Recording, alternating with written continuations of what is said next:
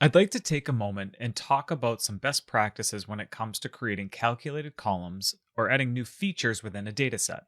So, as a best practice, table transformations and column calculations should ideally happen as close to the original data source as possible. Now, the reason behind this best practice is that when calculations happen at the source, you're able to use the original data source engine, like the SQL Server engine or the MySQL engine or Excel's workbook engine, and not rely on Power BI's engine to do these calculations.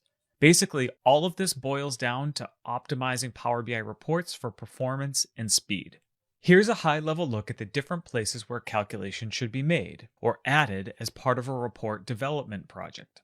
Ideally, new data features and columns are added as far upstream as possible, which means as close to the original data source as possible. And if that can't happen, then your next best option is to create calculated columns using the query editor, followed by the Power BI front end, and last in published reports or dashboards if that functionality exists. So at this point, you might be thinking that Power Query and Power BI's front end are all part of the same Power BI tool. Why is Power Query more efficient than the front end? And that's an awesome question. The reason is that Power BI's internal engine, called Vertipack, creates something called a query plan when you press load and apply to load the data into Power BI's data model. And this query plan takes all of the raw source data, transformation steps, any calculations that have been made, columns that have been added, etc. And it determines the best way to compress all of that data before loading it into Power BI's memory.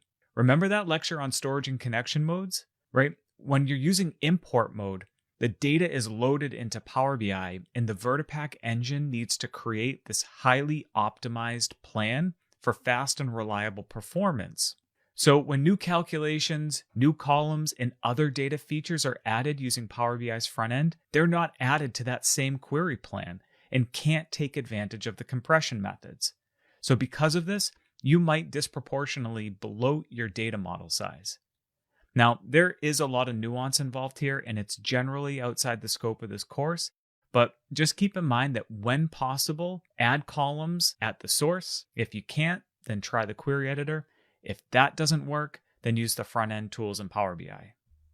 One last call out here before we move on. This best practice isn't a strict requirement or rule, but it's really something that can significantly impact performance for very large or complex data models.